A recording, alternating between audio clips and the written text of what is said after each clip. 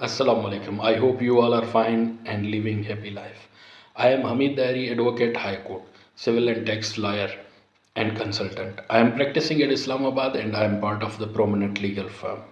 मैं हमेशा की तरह आपकी खिदमत में पेश हुआ हूँ एक नए टॉपिक के साथ, एक नए लीगल टॉपिक के साथ।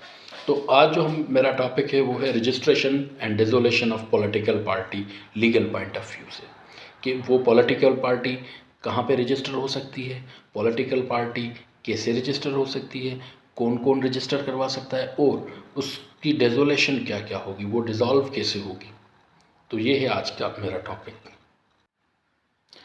सबसे पहले मैं आपको बताऊं कि इसको एक्ट कौन सा डील करता है, कौन सा लॉ डील करता है, कौन सा ऑर्डिनेंस डील करता है, कौन से रूल्स डील करते हैं। तो इनको जो लॉ डील करता है वो election act 2017 and election rules 2017 deal करते हैं। अब कौन कौन रजिस्टर करवा सकता है पॉलिटिकल पार्टी?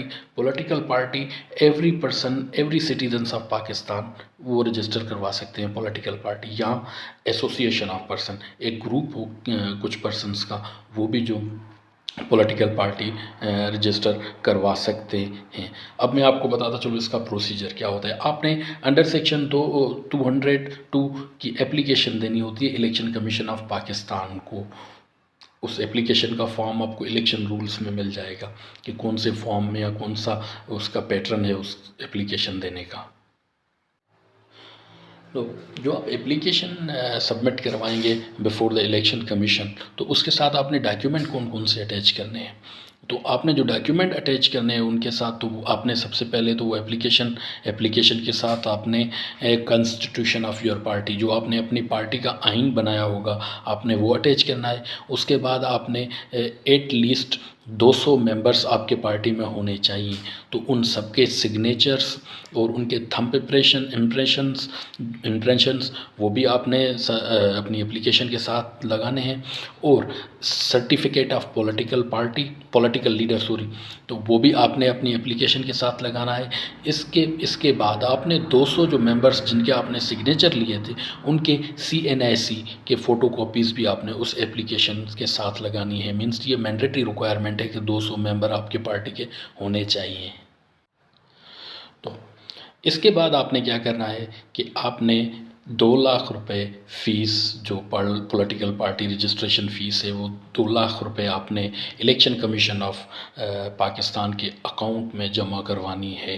वो एक अकाउंट नेशनल बैंक में भी है, नेशनल बैंक ऑफ पाकिस्तान में भी है, और एक उनका अकाउंट स्टेट बैंक में भी है। तो आपने 2 लाख को फ़ीस रजिस्टर करवानी है।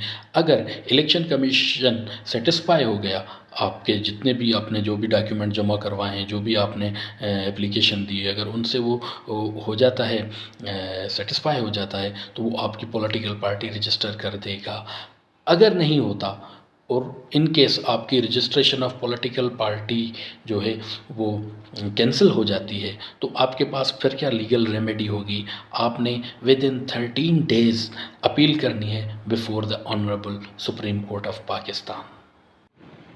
आपकी ये रेमेडी होती है कि अगर आपका registration of political party election commission of Pakistan cancel कर देता है, वो एप्लीकेशन कैंसिल कर देता है, तो आपने उस ऑर्डर के ख़िलाफ़ honourable supreme court of Pakistan में 30 दिन के अंदर अंदर अपील फ़ाइल करनी होती है।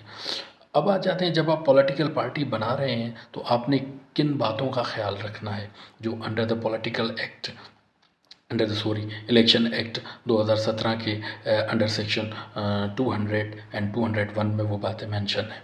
तो आपने किन किन चीज़ों का ख्याल रखना है, तो अब मैं आपको बताना चाहता हूँ।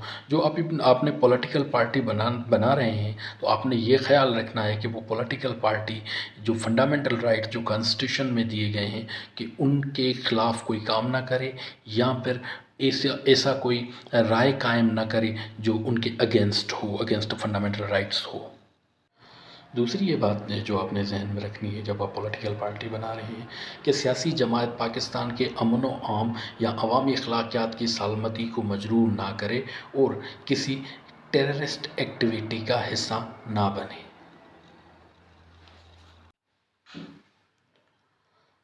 और जो आप पॉलिटिकल पार्टी बना रहे हैं, तो आपने ये भी बात जहन में रखनी है कि आपकी जो सियासी जमात है वो किसी फ़िरका वाराना या इलाकाई या फिर सूबाई हैट्रेड को, जो नफ़रत है, जो दुश्मनी है, उसको फ़रोग़ नहीं करेगी।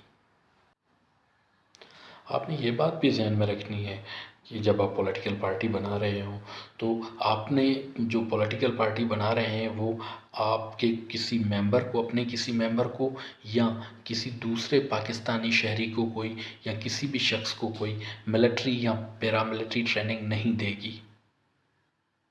तो आपने ये बातें ज़हन में रखनी है कि अगर आप कोई पॉलिटिकल पार्टी बनाना चाहते हैं और उसको इलेक्शन कमीशन ऑफ पाकिस्तान में रजिस्टर करवाना चाहते हैं, तो हम अब आ जाते हैं डिसोल्यूशन ऑफ पॉलिटिकल पार्टी के, कि पॉलिटिकल पार्टी डिसॉल्व कैसे होती है, वो ख़त्म कैसे होती है। तो ये भी हमें इलेक्शन एक्ट बताता है। इलेक्शन एक्ट का सेक्शन 212 हमें बताता है कि अगर इलेक्शन कमीशन ऑफ पाकिस्तान कोई रेफरेंस फेडरल गवर्नमेंट को भेजे या फिर फेडरल गवर्नमेंट के पास कोई क्रेडिबल इंफॉर्मेशन हो कि कोई पॉलिटिकल पार्टी पाकिस्तान की सालमियती और ख़ुद मुख्तियारी के ख़िलाफ़ काम कर रही है, तो फेडरल गवर्नमेंट क्या करेगी? फेडरल गवर्नमेंट एक डिक्लेरेशन बनाएगी।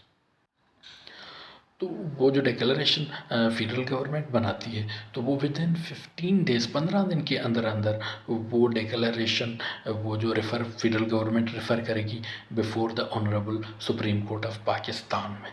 अगर सुप्रीम कोर्ट उस डिक्लेरेशन को अपहोल्ड कर देता है तो पॉलिटिकल पार्टी स्टैंड डिसॉल्व, तो वो पॉलिटिकल पार्टी डिसॉल्व हो जाएगी, ख़त्म हो जाएगी। तो ये था आज का मेरा लेक्चर, जो मैंने आपको लीगल पॉइंट ऑफ व्यू से बताया रजिस्ट्रेशन एंड